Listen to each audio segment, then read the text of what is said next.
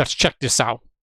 How Delta Force captured Maduro in just 3 hours. January 3rd, 2026, 2:47 in the morning. A CH-47 Chinook tears through Venezuelan airspace at 180 miles per hour. Inside, Nicolas Maduro sits zip-tied, blindfolded, wearing nothing but silk pajamas. 12 Delta Force operators surround him. His wife, Celia Flores, screams in Spanish beside him. In exactly 43 minutes, the most wanted narco-terrorist in the Western Hemisphere will land on American soil. In 6 hours, he'll be in a federal courtroom. But here's what nobody's asking. How did the United States pull off the impossible? How do you kidnap a sitting president from inside his own palace, protected by Russian S-400 missiles, Cuban intelligence, and 50,000 loyal troops? Before we imagine saying Cuban intelligence seriously. There's such a... Cuba is such a failed state. Break down every second of this operation. Hit that like button and subscribe. Drop a comment telling us where you're watching from and whether you think this was justice or an act of war. Because what you're about to hear will rewrite everything you thought you knew about American military power. This operation didn't start on January 3rd. It didn't even start in 2025. This mission began 5 years ago with a phone call, a betrayal, and $50 million in cash. August 2020, CIA headquarters, Langley, Virginia. An encrypted phone call comes in from Caracas. The caller? A high-ranking officer in Venezuela's Directorate General of Military Counterintelligence. Codename Cardinal. He's been on Maduro's security detail for 8 years. He knows every rotation, every safe house, every escape route. And he's tired of watching his country collapse while Maduro and his generals fly cocaine to Miami and stack euros in Swiss banks. Cardinal wants out. But he wants something first. $50 million. Immunity for his family. And a new life in America. The CIA agrees. Operation Cardinal becomes the most valuable intelligence asset in South America. Is this real? For the next 4 years, Cardinal feeds the CIA everything. Maduro's daily schedule, his mistresses, his bunkers, the locations of his gold reserves, the names of every Chinese intelligence officer operating in Caracas. But here's the key piece of intelligence Cardinal provides in November 2024. Maduro has stage 2 colon cancer. He's getting treatments in Havana every 6 weeks. Cuban doctors, Russian medications. The trips are secret. Not even his cabinet knows. And every time Maduro leaves for Havana, there's a 36-hour window when palace security drops to 40% capacity. That intelligence sits on a desk at CIA headquarters for 3 months, until Donald Trump returns to the White House. January 20th, 2025, Trump's second inauguration. That night, during a private dinner at the White House, Trump asks CIA Director Bill Burns a simple question. Can we get Maduro? Burns pulls out a folder. Operation Cardinal. 5 years of intelligence. Trump reads for 20 minutes. Then he looks up and says 3 words. Make it happen. But here's the problem. You can't just fly into Caracas and grab a head of state. Venezuela has Russia. Did you see that map? I didn't know Venezuela was an island. Hold on. Like 2 Caracas. The head of state. Venezuela has Russian-made S-400 air defense systems. They have Cuban intelligence embedded in every government office. They have Chinese surveillance technology monitoring every phone call, every email, every text message in the country. One leak, one intercepted communication, and the mission is over before it starts. So the CIA builds a cover story. They call it Operation Distant Thunder. The official story? The United States is planning massive military exercises in the Caribbean, naval drills, air superiority training, show of force to Cuba and Nicaragua, completely routine. Nobody suspects it's a cover for the largest snatch and grab operation in modern history. March 2025, the USS Iwo Jima, an amphibious assault ship, deploys to the Caribbean. Official mission: counter-narcotics operations. Real mission: floating staging base 70 miles north of Venezuela in international waters. On board, members of JSOC, Joint Special Operations Command, Delta Force, SEAL Team 6, 160 Special Operations Aviation Regiment, the Night Stalkers, the baddest helicopter pilots on planet Earth. And they start training for one mission: penetrate Caracas airspace, extract one target, get out alive. But they need one more thing. They need Maduro to be in Caracas, not Havana, not hiding in a bunker. They need him exposed. And Trump has a plan for that. November 14th, 2025. Trump calls Maduro directly. No State Department, no diplomats, just Trump. on a secure line, speaking to Maduro in broken Spanish with a translator. Trump offers a deal. Step down peacefully. Go into exile in Cuba or Russia. Keep your money, keep your freedom, or stay in power and face consequences. Maduro laughs. He thinks Trump is bluffing. He tells Trump that Venezuela is a sovereign nation, that America has no authority, that he'll die before he surrenders. Trump's response is ice cold. We'll see about that. That phone call is recorded, leaked to the press 3 days later. Maduro calls it American imperialism. He gives a speech in Caracas, defiant, angry. He vows to stay in power for life. And that's exactly what Trump wanted, because now Maduro feels invincible. Now he gets careless. December 2025. CIA surveillance picks up increased activity. Maduro cancels his December trip to Havana. Why? Because he's meeting with Chinese diplomats. China is offering Venezuela a $10 billion infrastructure deal in exchange for oil rights. It's the biggest deal of Maduro's presidency. He can't miss it. The meeting is scheduled for January 2nd, 2026 at Miraflores Palace. After the meeting, 5th. Maduro plans to fly to Havana for treatment. But here's what Maduro doesn't know. Cardinal has already told the CIA everything. The exact time Maduro will be in the palace. The fact that his personal security will be light because most of his guards will be preparing for the Havana trip. And most importantly, Maduro will be sleeping in the palace that night. Not in a bunker, not in a safe house. In his bedroom. 3rd floor, east wing. That's the window. That's the moment. And Trump gives the execute order. December 31st, 2025. New Year's Eve. While Americans count down to midnight, Trump signs the mission authorization at Mar-a-Lago. Operation Absolute Resolve. Capture Nicolas Maduro. Bring him to American soil. Charge him with narco-terrorism, drug trafficking, money laundering, crimes against humanity. The mission parameters are clear. Capture, not kill. Minimal Venezuelan casualties. 0 American losses. Extraction within 4 hours. Failure is not an option. If the mission goes wrong, if operators are captured, Trump will authorize a full-scale invasion to get them out. 18,000 Marines are standing by in Florida. B-2 bombers are armed and ready. This is not a bluff. January 1st, 2026. Delta Force receives final briefing. The team leader is an operator codenamed Hatchet. 22 years in special operations. If anyone can pull this off,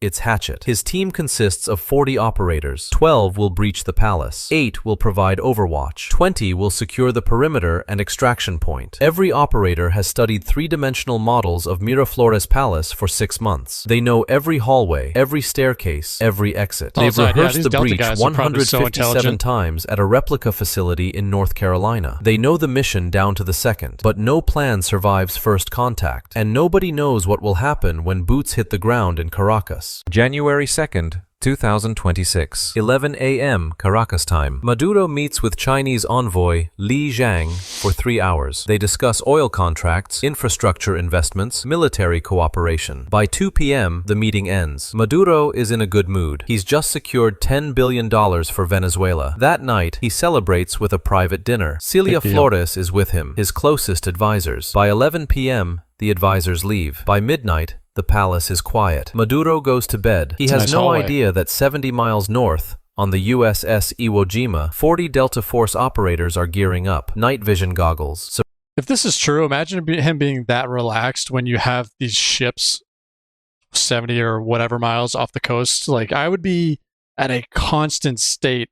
Like, you have to have such an ego to think that you'd be safe with U.S. ships off your coast. Suppressed HK-416 rifles, breaching charges, flex cuffs, tactical medical kits. Every piece of equipment checked 3 times. At the same time, 6 F-22 Raptor stealth fighters launch from Homestead Air Force Base in Florida. They arrive over Venezuelan airspace by 10 p.m., flying at 40,000 feet, invisible to radar. Their mission is simple. The moment the operation starts, take out Venezuela's air defense network, S-400 batteries, radar installations, command centers. Without air defenses, Venezuela is blind. Meanwhile, a CIA Reaper drone circles Caracas at 25,000 feet. Thermal imaging cameras watch the palace. Every heat signature mapped. Guard rotations confirmed. Maduro's location verified. 3rd floor, east wing, bedroom. He's asleep. The window is open. January 3rd, 2026, 12:30 a.m. USS Iwo Jima's flight deck roars to life. 6 MH-47 Chinooks spin up their rotors. 8 MH-60 Blackhawks prepare for launch.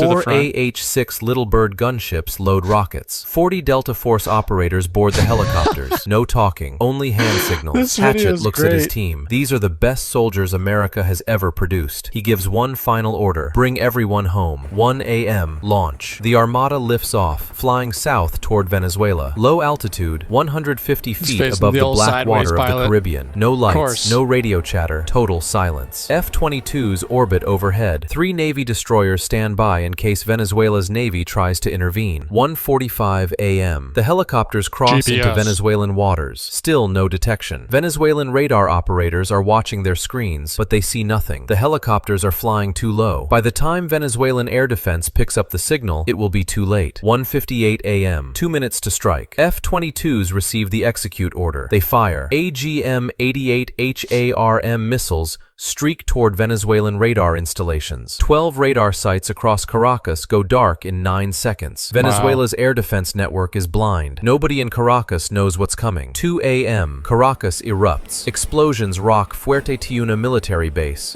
Those videos that were being sent in or posted online, like as they were happening, were so unreal. You just see like shadows of Chinook helicopters and Explosions at Generalissimo Francisco de Miranda Air Base. Explosions at La Guaira port. But these aren't invasion strikes. They're diversions. Tomahawk cruise missiles launched from Navy destroyers offshore, hitting ammunition depots and fuel storage facilities. No casualties. Just noise, fire, chaos. Venezuelan military scrambles. Troops rush toward the bases. Air raid sirens wail across the city. Civilians think it's an invasion. They flee to shelters, to basements, to subway tunnels. Maduro's palace guard rushes toward the explosions, and that's exactly what the Americans want. Because while every Venezuelan soldier is looking at the fires, nobody is watching the palace. 2:03 a.m. 6 Chinooks scream across Caracas airspace at 180 miles per hour, flying 120 feet above the buildings. Civilians look up, terrified. Black helicopters, American helicopters. The rotor wash shakes windows. Car alarms go off across the city. Venezuelan Air Force tries to scramble jets from Valencia Air Base, but it's too late. F-22s are already overhead. Venezuelan pilots receive a radio warning in Spanish. Return to base, or you will be destroyed. They turn back. 2:07 a.m. Lead Chinook reaches Miraflores Palace. The palace is a massive colonial-era building in the center of Caracas, surrounded by walls, guard towers. Normally, 200 soldiers protect it. Tonight, because of the diversionary explosions, only 40 guards remain. They're confused, disorganized, looking toward the fires on the horizon. Nobody's watching the sky. 2:08 a.m. Fast ropes drop from the Chinook. 12 Delta operators slide down onto the palace roof in 8 seconds. 2 palace guards hear the rotor noise. They turn, look up, see the helicopter. Too late. Suppressed gunfire. 2 shots each. The guards drop. The operators move like shadows, breaching the rooftop access door in 4 seconds. Stairwell. Night vision turns the darkness into green light. I don't know if this is real or not. 3rd floor, east wing, Maduro's bedroom. Intel says he's alone with his wife. 2 guards outside the door. 2 10 a.m. operators reach the 3rd floor hallway. 2 guards, standing outside Maduro's bedroom, see shapes moving in the darkness. They raise their rifles. Suppressed shots drop them before they can fire. The operators move fast. They've trained for this exact moment 157 times. Muscle memory. No hesitation. 2:12 a.m. They reach Maduro's bedroom door. Solid mahogany. Reinforced steel frame. An operator places a shaped breaching charge on the hinges. 3-second countdown. The explosion is muffled, but powerful. The door blows inward. Smoke fills the room. Inside, Nicolas Maduro sits up in bed, confused, disoriented. Celia Flores screams. 2 operators rush in. One yanks Maduro out of bed, slams him face first onto the floor. Flex cuffs around his wrists, tight. Maduro's face goes pale. He realizes what's happening. You can't do this. I am the president of Venezuela. The operator doesn't respond. He just lifts Maduro like a suitcase and moves toward the door. 2:14 a.m. Operators move Maduro and Celia Flores toward the stairwell. They reach the roof. A Chinook hovers overhead, rotors screaming. Fast ropes drop. Operators clip Maduro into a harness. He's lifted into the sky, kicking, screaming. Celia Flores is next. There's no way. She's silent now, in shock. By 2:16 a.m., all operators are aboard. Extraction complete. The Chinook banks hard, flying north at maximum speed. Venezuelan forces finally realize what happened. Fighter jets scramble from Valencia Air Base,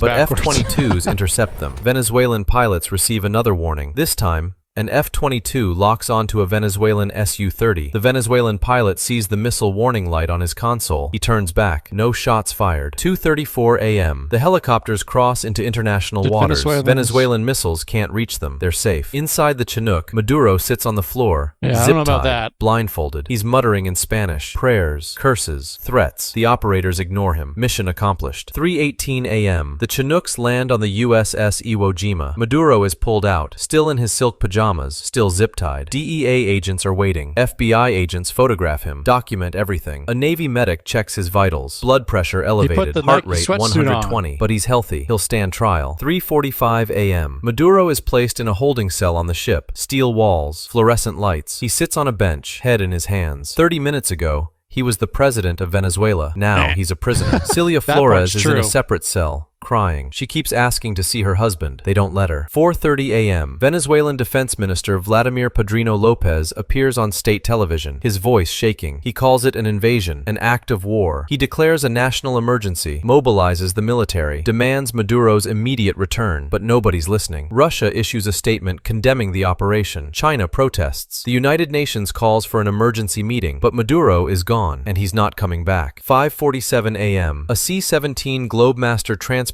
plane takes off from the USS Iwo Jima. Destination, Homestead Air Force Base, Florida. Maduro is aboard, now wearing an orange jumpsuit, hands cuffed, feet shackled. He stares out the window as the sun rises over the Caribbean. He's silent now. No more threats, no more curses, just silence. 8:15 a.m. The C-17 lands in Florida. Maduro is transferred to a federal detention facility in Miami. Fingerprinted, photographed, processed like any other criminal. By 9 a.m., he's sitting in a cell. Concrete walls, steel bed, toilet in the corner. The man who controlled billions of dollars in drug money. The man who starved his own people while he ate lobster in the presidential palace. Now he's prisoner number 26,437. 11 a.m. Trump holds a press conference at Mar-a-Lago. He's wearing a dark suit, red tie. He looks directly into the camera. Last night, American forces conducted a precision operation to apprehend Nicolas Maduro, a man responsible for flooding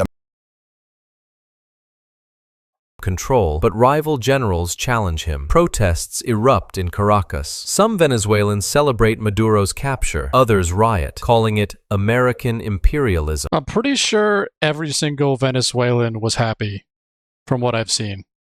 The country teeters on the edge of civil war. Russia and China condemn the operation, but take no action. They issue statements. They complain to the United Nations. They have no power. Russia is not a world power anymore. There's no way. That was pretty good. I don't know how accurate that was. The AI was crazy.